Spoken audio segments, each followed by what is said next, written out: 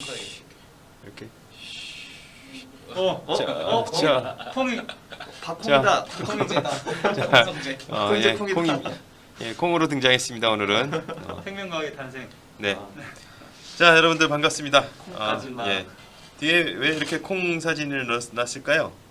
아, 그렇죠. 제목이 보니까 그렇죠. 맨델. 네, 그렇죠. 맨델이랑 관련이 있지 않을까요? 네. 네, 제목이 써져 있습니다. 네.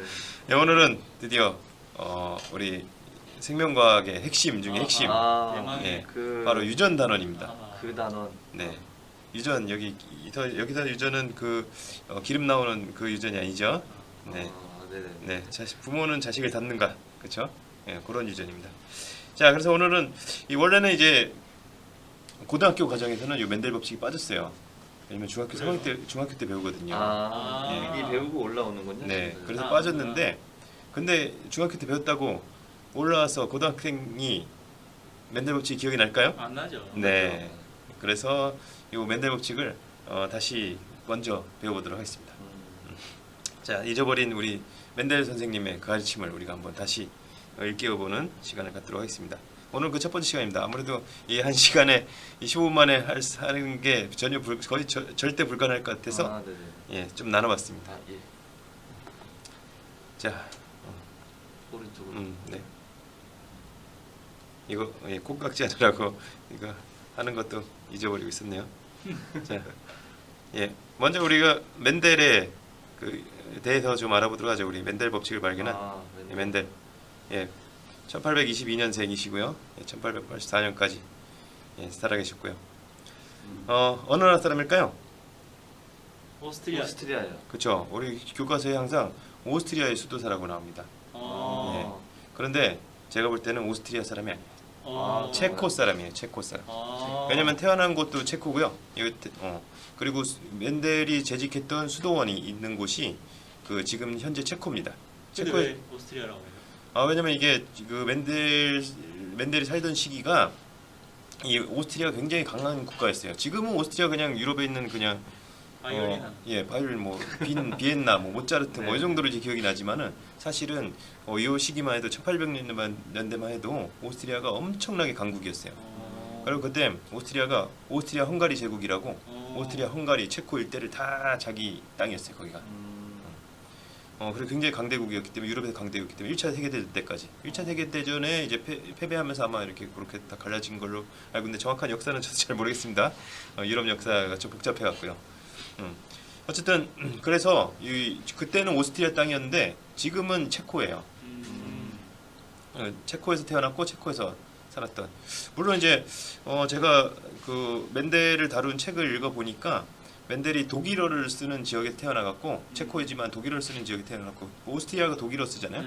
그렇죠. 그 평생 독일어를 썼다고는 하는데 그래도 이 땅이 그 지역이 체코니까 체코 사람이라고 해줘야 맞지 않을까요? 그 체코 사람들이 되게 기분 나쁘지 않을까요? 만약에 우리나라가 일제시대에 우장춘 박사 같은 경우 일제시대에 좀 활동하시다가 했다가 이제 해방 이후에 우리나라에 와서 이제 활동을 했는데 만약에 뭐 일본어로 활동을 했다. 그렇죠. 일본 과학자다 이렇게 나오면은 좀 한국 사람은 되게 기분 나쁠 거잖아요. 이거 체코해야 될 만한 상황이네요. 네, 그렇죠. 체코라는 체코라는 걸 체크해 주시기 바랍니다. 네, 그래서 저는 오스트리아라는 거 이제 여기 좀 오스트리아라는 걸 좀 이렇게 빼고 체코. 자, 수도사 뭘까요? 수도 고치는 분일까요? 아니. 예. 시간 오늘 넉넉하신 것 같아요. 네, 요거 하면 끝이에요. 예. 너무 자잘하게 나누신 거 아니에요? 네. 일찍 끝내셨죠? 수도사. 네, 수도사. 수도사. 네. 예, 신부님이에요, 신부님. 예, 신분. 도사. 네. 도사인가요? 도사 중에 짱인가요? 그러네요. 예. 예, 수도 고치는 분도 아니고 도사도 아니고 신부님입니다. 가톨릭 신부님입니다. 네. 결혼을 안 하셨겠네요. 예, 그렇죠. 신부님이니까 결혼 안 하셨죠. 이분이 이게 이제 가난한 집에 태어났어요. 가난한 농부 집에 태어났고, 또 공부를 하던 중에 고등학교 그때는 뭐 독일이나 뭐 오스트리아 이쪽에는 이제 김나지움이라 그랬거든요. 그는 이제 중고등학교를 이제 다니다가 그 아버지가 사고를 당해갖고 이렇게 일을 못 하게 되셨대요. 그래서 학업을 중단해야 될 상황이 됐었는데, 근데 이제 공부를 어릴 때부터 잘했던 거죠. 그래서 그때 가난한 학생들이 이제 공부를 이어나갈 수 있는 방법 중에 하나가 뭐였냐면 신부님이 되는 거죠. 신부님이 되면 이제 그 공부도 계속 할 수 있고 또 아무래도 뭐 이제 직업도 이렇게 되는 거 해결되는 거니까요. 그렇죠. 그래서 이제 신부님이 돼서 계속 이제 공부를 했다고 합니다. 근데 어릴 때는 좀 잘했는데 이제 커서는 조금 공부가 신통치 않았던 것 같아요. 이 오스트리아의 수도가 빈이잖아요. 그 빈 대학계를 지원을 했습니다. 빈 대학이 엄청난 대학이에요. 그 빈 대학 제가 그 여행 갔을 때 빈 그 오스트리아 빈에 가서 빈 대학을 딱 방문했었는데 가면은 들어가면은 딱 그 정문 그 건물은 되게 작아요. 막 우리나라는 뭐 연세대학교나 서울대학교 이런 데 가면 엄청 크잖아요. 건물이 여러 개고. 근데 건물 별로 적어요. 그냥 그러니까 우리가 흔히 볼 수 있는 고등학교 건물 정도가 들어가면 그런 건물이 하나 있는데 근데 그 건물이 압도가 됩니다. 그러면 딱 들어가면 정원이 하나가 있는데 이 정원을 삥 둘러서 노벨상 수상자 흉상이 쫙 그 대학 출신 노벨상 수상 흉상이 딱 있어요. 압도됩니다. 예, 압도됩니다. 뭐. 플렉스. 하여튼 근데 이제 그 멘델 선생님은 그 빈 대학에 떨어지십니다. 전 모교라고 지금 한참 설명하신 줄 알았는데. 모교는 아니고 지원했다가 그 수도원의 지원을 받아서 가서 공부를 하려고 했다가 지원했다가 떨어진 대학까지 이렇게 자세히 다루시면 오늘 얼마나 자세히 떨어집니다. 네. 그리고 그 멘델이 그 있었던 재직했던 수도원이 체코의 브루노라고 브루노 마스 예, 브루노라고 하는 도시에 있는데요. 이 체코에서 두 번째로 큰 도시래요. 근데 여기서 이제 그 교사를 했어요. 고등학교에서 학생들한테 과학을 가르치는 교사 일도 했었는데 신부이면서. 네. 예. 그러면서 그래서 오스트리아 빈 대학에서 또 교사 시험을 봤거든요. 교수 시험. 예, 교사가 되는 교사 자격 시험을 봤는데 그걸 또 떨어져갖고 이렇게 평생 가르치는 일을 했지만 교사 자격증을 결국 따지 못했다는 그런 안타까운 일이 있습니다. 근데 그런 거 아무 소용 없어요. 그런 뭐 그 자격증이라든가 학벌 아무 소용 없다는 게 이렇게 이 전 세계 중학교만 나오면 우리가 중학교 때 멘델 법칙 배우잖아요. 전 세계에서 중학교만 나오면 이 멘델 이라는 이름을 한 번씩은 다 들어보게 돼요. 그런 사람이 됩니다. 여러분들 너무 학벌에 얽매이지 마시고 꾸준히 정진하면 이렇게 위대한 인물이 될 수가 있습니다. 시험에 다 떨어지신 분입니다. 네. 마지막까지 가난하게 살지 않으셨나요? 아니 근데 그 수도원에서 수도원장까지 했으니까 수도 원장이면 꽤 높은 직위거든요. 예. 그러니까 뭐 수도원이니까 뭐 재산을 남길 그 수도사니까 신부님이니까 재산을 뭐 굳이 물려줄 필요는 없고 그냥 수도원 재산으로 이렇게 편하게 살지 않았을까요? 물론 이제 뭐 지병을 좀 알았다고 하시긴 하는데 유전을 이제 연구하신 분이 유전적으로 물려주지 못했네요. 아 그렇죠. 그게 좀 안타깝죠. 안타깝네요. 예. 그래서 조카하고 뭐 조카한테 많이 가르쳐주고 그랬던 것 같아요. 자, 1856년부터 완두를 이용한 유전 연구를 했습니다. 이미 이제 수도원에서 그 전에 대학 가다가 떨어지고 뭐 이렇게 하다가 이제 1856년부터 유전 연구를 했습니다. 아무래도 농부아들이었기 때문에 이 농사를 짓는데 유리했던 것 같아요. 그래서 완두콩 농사를 지으면서 거기 저도 여기 멘델 수도원에 가봤는데 지금은 이 수도원 이름이 멘델 수도원으로 바뀌었어요. 아예. 예. 멘델 수도원 가봤는데 거기 이제 진짜 완두콩밭 있고 그때 모습 그대로인지 모르겠는데 완두콩밭 있고. 완두를 기념으로 파나요? 제가 겨울에 가갖고 완두콩을 보지 못했습니다. 네. 아마 기르고 있을 거예요. 기름은 팔지 않고 이제 완두콩 이렇게 볼 수 있게 그 안에다가 진짜 그냥 멘델 박물관처럼 해놨어요. 수도원인데. 쪼글쪼글한 거 그런 거. 네, 쪼글쪼글한 거 뭐 둥근 거 이렇게 해놨죠. 자, 그래서 한 거의 뭐 9년에 가까운 연구를 끝에 식물 잡종에 관한 연구라는 이제 논문을 냈는데 여기에 바로 그 위대한 멘델 법칙, 유전 법칙이 들어 있습니다. 멘델이 처음에 요 제목을 보면 식물 잡종에 관한 연구잖아요. 원래 이 멘델이 진화론에도 관심이 있었대요. 근데 신부님이 진화론에 관심 있는 거 좀 이상하지 않아요? 그렇죠. 근데 그 모든 가톨릭 교회가 다 이 진화를 반대했던 건 아니고 특히 요 중부 유럽 쪽에 요 체코나 뭐 오스트리아 중부 유럽 쪽에 그 성 아우스티스쿠스 그 수도회라고 하는 이제 수도회라고 하는 데서는 이게 학문적인 관심을 굉장히 깊게 가지고 있었대요. 그래서 뭐 진화론도 이렇게 열린 마음으로 받아들이고 그랬었잖아요. 뭐 대진화 말고 약간 그런 소진화 같은. 아니요, 진화론 자체를 아마 그때 얘기를 그래요? 거의 받아들였던 것 같아요. 그래서 예, 오, 멘델 같은 경우도 그걸 받아들이고 그 진화를 연구하기 위해서 시작을 했다고 합니다. 원래 사실 진화론이 그 종의 기원이 나온 건 1859년에서 조금 뒤인데 그 전에도 이 얘기는 나왔을 거 아니에요. 네. 그렇죠. 그래서 그런 거를 연구하기 위해서 진화에 대해서 연구하기 위해서 시작을 했다고 합니다. 그게 좀 신기하더라고요. 당대에는 그래도 최신 유행하는 연구였나 봐요. 네, 그렇죠. 그래도 실제로 최근에 요한 바오로 2세가 요한 바오로 2세 때 그 교황이죠. 교황 요한 바오로 2세 때 진화론을 인정해갖고 그 가톨릭 신자들이 오히려 그 일반 그 비종교인들보다 더 진화론을 받아들이는 비율이 더 높다고 합니다. 실제로. 예. 자 어쨌든 지금 시간이 다 흘렀는데 자 어쨌든 자 이런 논문을 밝혀냈는데 근데 이게 알려지지가 않았어요. 멘델의 이 위대한 발견이. 왜냐면은 그 생물학자가 저도 생명과학 하니까 그런데 수학을 전혀 못해 수학을 못신 경우가 많거든요. 근데 이때는 더 그래도 심했던 것 같아. 그런데 이 멘델은 수학적인 방법을 이용합니다. 뒤에 보시겠지만 뭐 3대1, 뭐 9대 3대 3대 이런 그 비율이 나오잖아요. 이게 수학적인 방법을 이용한 거예요. 생물에서 수학적인 방법을 이용한 게 거의 처음이었을 거예요 아마. 그러니까 다른 생물학자들은 그 수학적인 방법을 이해를 못한 거예요. 이 수학에서 간단한 비율 수식도 이해를 못한 이게 거예요. 뭘 의미하는지. 예, 그런 것도 있었고 또 이제 이분이 학위가 없잖아요. 학위가 다 떨어졌잖아요. 그리고 또 수도사니까. 그렇죠. 직업이 과학자가 아니라 전문 과학자가 아니라 또 신부님이니까 그런 것도 있을 거고 어쨌든 안 알려졌다고 합니다. 막 알리려고 처음 몇 년 동안 노력을 했어요. 막 그래서 그 다윈의 그 서재에도 보면은 멘델의 요 식물 접종에 관한 연구 논문이 있었다고 합니다. 문제는 이 뜯어보지도 않았어요. 아이고 찌라시라고 생각했죠. 네, 그러니까 다윈 같은 사람이 또 보고 했으면은 이게 아마 종의교원 진화론도 아마 일찍 많이 더 발달했을 텐데 그걸 모르고 이제 다윈도 몰랐던 거죠. 자 어쨌든 1868년부터 수도원장으로 했어요. 그래서 뭐 수도원에 이제 계시는 신분 수도사들 이렇게 뭐 먹는 것도 챙기고 또 뭐 지방 이 브루노가 작은 도시니까 뭐 체코 제2의 도시라고 해도 아직도 이렇게 우리나라의 대도시에 비하면 훨씬 작은 도시예요. 뭐 거기에 이제 뭐 기념식이나 있으면 이런 거 참석을 해야겠죠. 지방 유지잖아요. 이제 수도원장이니까 그렇죠. 그러다 보니까 바빠져서 아마 이 자신의 연구를 알릴 기회가 많이 줄었던 것 같아요. 그러다가 이제 1884년에 여러 가지 그 당뇨병이라든가 신장병이라든가 콩팥병이라든가 이런 것들이 심해졌고 이제 그 돌아가셨고요. 근데 이게 전혀 안 알려진 게 아니라 1900년 이게 또 연구가 있은 지 한 30몇 년 지나서 1900년에 세 과학자 네덜란드의 더프리스 그리고 코렌스, 체르마크 이 세 과학자에 의해서 멘델 법칙이 발견돼서 이제 전 유럽에 알려지게 됩니다. 지금 발견이 진짜 문헌에서 발견하는 거네요. 아니요, 처음에는 이 더프리스가 이 달맞이 꽃을 이용한 유전 연구를 했어요. 그래서 1899년에 이미 돌연변이에 관한 연구를 냈어요. 논문을 내고 그리고 이제 그 다음에 자기가 유전 법칙 발견했다고 자기가 발견했다고 논문을 낸 거야. 얼마나 신났을까. 예, 그렇죠. 만약에 우리가 멘델 법칙이나 더프리스 법칙 이런 식으로 알 뻔했어요. 그런데 코렌스가 그 같은 논문을 자기도 유전 법칙 발견했다고 자기 논문을 준비하고 있는데 한 2달인가 3달인가 먼저 더프리스가 발표를 한 거예요.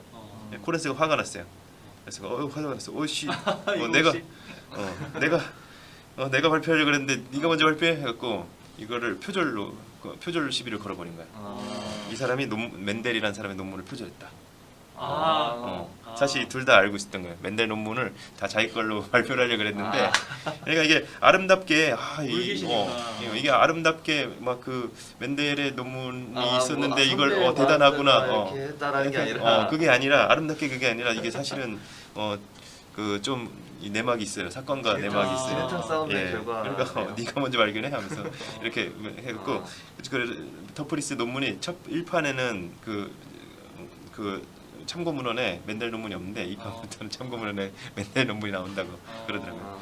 그래서 어쨌든 그리고 마지막으로 이제 체르마크는 멘델을 자기는 멘델을 기리기 위해서 논문을 내겠다 하면서 딱 조금 늦게 냈는데 이 멘델의 발견이 이렇게 위대한 거다 하는 이제 논문을 낸 거예요. 얘가 진정한 승자네요. 근데 더프리스랑 코렌스는 나중에 다른 연구를 해서 많이 했는데 체르마크는 이거 말고는 특별한 논문이 없다고. 예. 어쨌든 이 세 과학자에 의해서 멘델의 법칙이 발견되고 전 세계에 알려지게 되는 거죠. 그래서 이제 얼마 지나지 않았고 금방 1910년에 체코의 브루노의 그 수도원 앞에 멘델 동상도 세워지고 수도원 앞에 이제 광장이 멘델 광장 세워지고 그 수도원 이름도 멘델 수도원으로 이름 바뀌고. 그래도 바로 인정을 받았네요. 네. 네, 그렇죠. 밝혀지고 나서. 네. 1905년에는 유전학이라는 학문도 생겼어요. 그 영국의 베이트슨이라고 하는 윌리엄 베이트슨이라는 과학자가 하나의 학문 분파를 만든 그렇죠. 시초네요. 예, 시조가 됐죠. 자, 오늘은 이제 그 유전학을 우리가 그 멘델 법칙을 배우기 앞서 이 멘델의 유전학에 관련된 사용된 용어, 약간 일상생활 용어랑 다르기 때문에 유전학 용어를 한번 같이 알아보고 넘어가도록 하겠습니다. 자, 일단 형질이라는 얘기 들어봤어요? 네. 형질, 형이. 저 중학생 때요. 네, 예, 형질은 이제 유전되는 특징을 형질이라고 합니다. 그러니까 뭐 여기 보면은 뭐 둥근 거, 주름진 거, 씨앗이 노란색이냐, 뭐 녹색이냐 이런 거 특징은 유전이 되죠. 유전 안 되는 특징은 뭐 내가 흉터가 있다거나 막 내 이마에 그 번개 모양 흉터가 있어. 이런 거는 유전되지 않죠. 그런 건 형질이 아니고 유전되는 특징만 형질이 되는 거죠. 자, 요거 표현형은 그래서 이제 겉으로 드러나는 형질을 우리가 표현이라고 하고요. 그럼 형질이랑 표현형 뭐가 달라요? 형질이 표현형이죠. 그렇죠. 근데 이제 표현형은 유전자형하고 구분하기 위해서. 아. 그러면 형질은 유전자에서 결정이 되는 거잖아요. 그렇죠. 네. 그 유전자형에서 겉으로 나온 거를 표현형이라고 하는 거, 겉으로 표현된 형질을 표현형이라고 하는 거고, 그리고 우리가 유전자의 그 구성에 따라서 그 표현형이 결정되는 거니까 이 유전자의 구성을 우리가 기호로 나타낸 거를 우리가 유전자형이라고 합니다. 둘 다 그래서 뭐, 형질 예. 중에 하나고. 네, 그렇죠. 그래서 뭐 노란색 유전자, 뭐 녹색 유전자니, 뭐 노란색 유전자 이런 식으로 이제 기호로 표시를 하거든요. 형질이 좀 더 포괄적인 건가요? 예, 그렇죠. 그리고 이제 원래 형질이라는 거는 이제 대립형질이라는 말을 저희가 쓰려고 그랬어요. 이 대립형질을 그냥 쓰려다 말았는데 이렇게 서로 이제 대립되는 형질을 둥근과 주름지나 노란색이냐 녹색이냐 이런 대립되는 형질을 우리가 대립형질이라고 합니다. 그래서 멘델 같은 경우는 완두콩의 대립형질을 잘 이용해서 아주 실험을 잘 한 거죠. 자, 여기부터가 좀 중요한 단어들이 많이 나옵니다. 자, 먼저 대립 유전자. 자, 이 대립 유전자는요, 대립 형질은 서로 반대되는 형질을 말하는 거잖아요. 그래서 주의해야 되는데 이 대립 유전자는 서로 반대되는 유전자를 말하는 게 아니에요. 같은 형질에 관여하는 두 유전자, 한 개체에서 같은 형질에 관여하는 두 유전자, 한 개체를 말하는 겁니다. 그걸 이제 대립 유전자라고 해요. 요 대립 유전자를 부모로부터 하나씩 받기 때문에 두 개씩 갖고 있습니다. 상동염색체 뭐 그런 건가요? 그렇죠. 그렇죠. 왜냐면 엄마한테 염색체 하나, 아빠한테 염색체 하나 이렇게 상동염체를 받기 때문이죠. 그래서 요게 그 두 개씩 부모로부터 유전자를 받기 때문에 유전자를 두 개씩 받아요. 어떤 특정한 현질을 결정하는데 유전자를 두 개씩 가지게 됩니다. 그 두 유전자의 관계를 우리가 대립 유전자라고 해요. 그래서 이 대립 유전자는 같을 수도 있고 다를 수도 있어요. 둘 다 뭐 요거를 이제 그 라지아를 둥근 유전자, 스몰아를 주름진 유전자라고 하면은 둘 다 둥근 유전자를 가질 수도 있고 둘 다 주름진 유전자를 가질 수 있고 둥근 유전자와 주름진 유전자를 둘 다 가질 수도 있어요. 이 경우 전부 이 둘의 관계가 전부 대립 유전자입니다. 한 개체 안에 있는. 그 혈액형에서 왜 그 AO냐, 그쵸. AA냐 뭐 그게 예, 맞아요. 그런 사람의 혈액형. 그것도 대립 유전자죠. 대립 유전자 두 개에 의해서 어떤 혈액형인지 결정이 되는 거죠. 자, 이 현재는요. 현재 정의는 좀 달라요. 이게 멘델 시절에는 염색체를 잘 몰랐기 때문에 이렇게 뭐 두 유전자니 뭐 이렇게 좀 복잡하게 설명해야 되는데 현재는 그냥 딱 한마디로 상동염색체의 같은 위치에 있는 유전자, 존재하는 유전자 이렇게 딱 간단하게 표시를 합니다. 상동염체. 상동염체는 뭐 우리가 멘델 법칙 끝난 다음에 한번 같이 얘기를 해볼 거고요. 자, 그리고 동형접합, 이형접합에 대해서 말을 했는데 방금 전에 이제 대립 유전자를 두 개씩 가진다 그랬잖아요. 한 개체는 대립 유전자를 두 개씩 가지는데 이때 대립 유전자가 같은 경우를 우리가 동형접합이라고 합니다. 옛날에 순종이라고 그랬어요.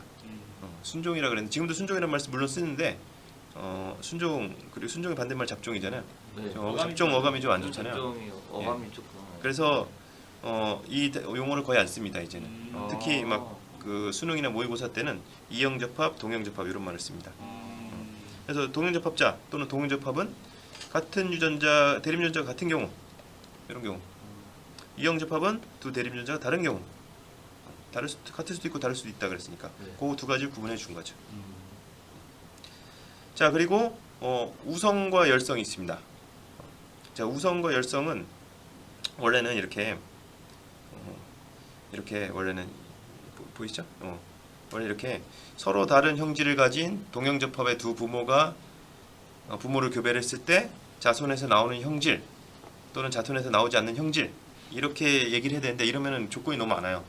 왜냐면 서로 다른 형질을 가진, 서로 다른 대립 형질을 가진 일단 첫 번째 부모가 서로 다른 대표 형질을 가져야 되고 둘 다 동형접합이어야 되고 그렇죠. 그리고 자손의 형질까지 봐야 되고 복잡해갖고 요새는 그렇게 안 하고 요새는 그냥 이형 접합일 때 딱 하나죠. 조건이 하나로 작아지잖아요. 자, 이형 접합일 때 발현되면 우리가 우성이라 그러고요. 이형 접합일 때 발현되지 않고 감춰지는 게 있어요. 또 그런 거를 열성이라고 합니다. 그래서 우성과 열성인데 이게 우성이 우수한 거 아니고요. 열성이 열대한 거 아니고요. 우성이 더 많은 거 아니고요. 열성이 적은 거 아닙니다. 열성이 더 많을 수도 있고 열성이 더 좋은 형질인 경우도 많아요. 왜냐면 예를 들어 맞붙었을 때 이기는 애가 그냥. 그렇죠. 그냥 발현되느냐 발현되지 않느냐 요거 차이입니다. 그게 또 이제 굉장히 중요한 거죠. 자, 그래서 우리가 유전자형을 표시할 때요. 보통 우성을 앞에다 쓰고요. 열성을 뒤에다 쓰죠. 이형 접합일 때는. 자, 그리고 표현형 같은 경우는요. 요게 우성 동형 접합이랑 이형 접합이랑은 표현이 같거든요. 얘네들이 표현이 같거든요. 얘네들이 표현이 같거든요. 그래서 이런 경우는 표현형을 이렇게 유전자형처럼 이렇게 기호로 써죠. 기호로 이렇게 라지 R 밑줄 이렇게 하면 표현형이 됩니다. 이거 두 개의 표현형이 이렇게 표현이 됩니다. 자, 요거 알아두시고 요거 기본적으로 알아둬야 다음에 이제 분리의 법칙, 동의 법칙 할 수 있기 때문에 미리 얘기를 했습니다. 자, 너무 길어졌네요. 자, 여러분들 다음 시간에 멘델 법칙 두 번째 시간 기대해 주세요. 고맙습니다. 고맙습니다. 우리 과학